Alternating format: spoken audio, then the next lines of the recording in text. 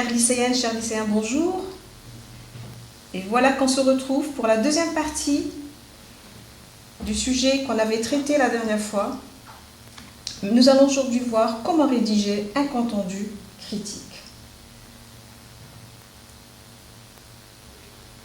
Je vous rappelle que le texte est de la journaliste Béatrice Baudet.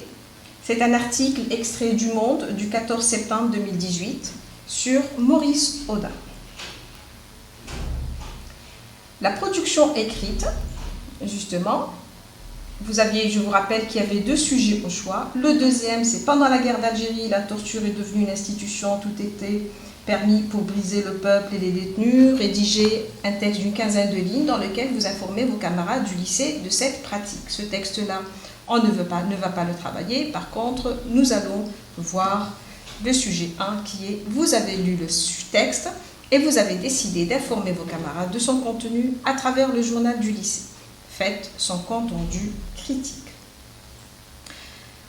Alors, pour cela, il faut savoir que les questions de compréhension vous aident à rédiger votre compte rendu objectif ou critique. C'est-à-dire que les questions que vous avez traitées auparavant vont vous permettre de comprendre et de dégager les idées essentielles. Le compte rendu critique se présente en trois parties. La première partie, c'est l'introduction, dans laquelle vous présenterez le texte en vous appuyant sur le titre, le nom de l'auteur, la source, le thème traité dans le texte, le type de discours, informatif, narratif ou argumentatif, et la visée communicative de l'auteur. Revenons aux questions. Vous allez maintenant remarquer que les questions 1, 2 et 3 du sujet que nous avons traité la dernière fois vous permettent de rédiger votre introduction. La réponse à la question 1 révèle la fonction de l'auteur, c'est une journaliste du quotidien Le Monde. La réponse à la question 2 précise le thème traité dans le texte, à savoir le combat de la famille de Maurice Audin. La réponse à la question 3 confirme une autre fois que le sujet dont on parle est bien Maurice Audin. Nous passons maintenant à la situation de communication qui va nous permettre justement de rédiger l'introduction du compte rendu. Nous avons qui? C'est Béatrice Baudet, journaliste du quotidien Le Monde. Quoi? Dénonce un mensonge maintenu concernant la disparition de Maurice Audin, ou c'est dans le journal français, un quotidien qui s'appelle Le Monde, quand le 14 septembre 2018, comment, dans l'article qui est intitulé Maurice Audin, pourquoi? Pour rendre hommage à la famille de Maurice Audin qui, malgré toutes ces années, continue à se battre pour faire éclater la vérité. Nous avons maintenant un exemple de production d'introduction dans un article intitulé Maurice Audin du quotidien Le Monde paru le 14 septembre 2018. Marie-Béatrice Baudet dénonce un mensonge d'État maintenu à nos jours tout en rendant hommage à sa famille qui continue à se battre pour faire éclater la vérité sur l'assassinat, sur son assassinat. On pourrait aussi avoir un autre exemple de production d'introduction, c'est-à-dire ceci n'est qu'un exemple, mais on pourrait l'écrire de différentes façons. On pourrait dire Marie-Béatrice Baudet, dans son article qui a pour titre Maurice Audin, publié le 14 septembre 2018 dans le quotidien Le Monde, évoque un mensonge d'État sur l'assassinat de Maurice Audin en rendant hommage à sa famille qui combat pour faire connaître la vérité. Effectivement, vous remarquez que vous avez différentes façons d'exprimer votre introduction. On passe maintenant à la deuxième partie du compte rendu, qui est le développement. Le développement de votre compte rendu est le résumé du texte qui reprendra les idées essentielles. Il sera écrit à la troisième personne.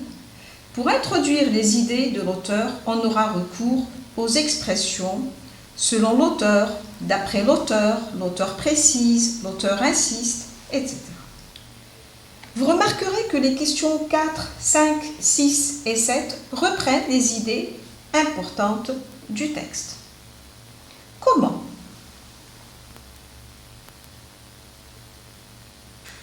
La réponse à la question 4 révèle qu'il y a deux versions différentes sur la disparition de Maurice Audin.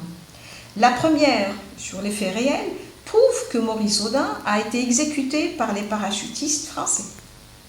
La deuxième version, son des faits mensongers, montre que Maurice Audin s'est évadé et non assassiné.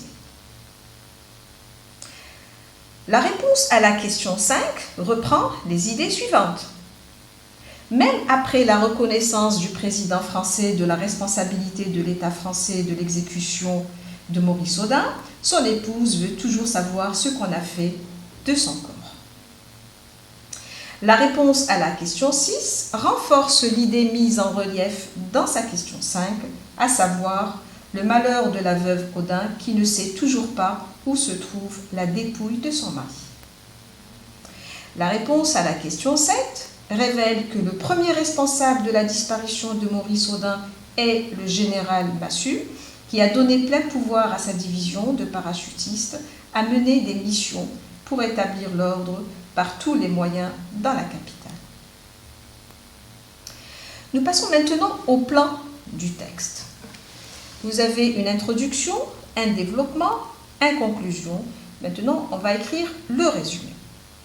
Dans l'introduction, on va trouver que la famille acharnée à découvrir la vérité, les aveux d'Emmanuel Macron, la tristesse de Josette et Josette qui est toujours déterminée et exige des révélations. Dans le développement, des preuves de son innocence, nous avons le parcours de Maurice Audin, le mathématicien, le militant dans le Parti communiste algérien, c'est un ami serviable. On parlera aussi de l'enlèvement de Maurice Audin le 11 juin et de la vérité cachée de son exécution à sa famille. Dans la partie conclusion sera la reconnaissance de l'assassinat de Maurice Audin par l'État français. Nous passons maintenant au résumé de notre texte. Elle explique que malgré la reconnaissance du président Emmanuel Macron de l'assassinat de son époux, Josette n'éprouve aucun sentiment d'apaisement ou de joie et continue à exiger des révélations sur les auteurs et les circonstances du crime. L'auteur évoque son acharnement et sa détermination à connaître toute la vérité. La journaliste rappelle que Maurice Audin était un enseignant de mathématiques à l'Université des sciences d'Alger, un anticolonialiste et un militant du PCA. Il n'était ni poseur de bombes, ni impliqué dans les attentats qu'a vécu la ville d'Alger. Mais il prêtait parfois main forte à ses amis en les accueillant chez lui ou en faisant de la propagande. Il est enlevé le soir du 11 juin 1957 à 23h sous le regard de sa femme par des parachutistes exécutant les ordres du général Massu. Longtemps, l'État français a fait croire à sa famille qu'il s'était évadé de la prison. Ce n'est que le 18 juin 2014 que l'ancien président François Hollande publie un communiqué reconnaissant la mort de Maurice Audin pendant son emprisonnement. Nous passons maintenant à la troisième partie critique. Vous remarquerez que la réponse à la question 9 vous permettra de rédiger votre critique. On passe et on verra tout le contenu en entier de l'introduction, du résumé et de la partie critique. Je lis l'ensemble.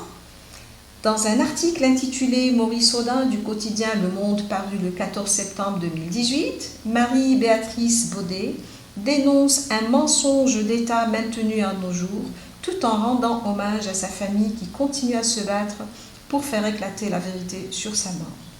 Elle explique que malgré la reconnaissance du président Emmanuel Macron de l'assassinat de son époux, Josette n'éprouve aucun sentiment d'apaisement ou de joie et continue à exiger des révélations sur les auteurs et les circonstances du crime.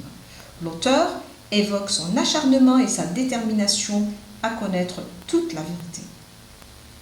La journaliste rappelle que Maurice Audin était un enseignant de mathématiques à l'Université des sciences d'Alger, un anticolonialiste et un militant du PCA, du Parti communiste algérien.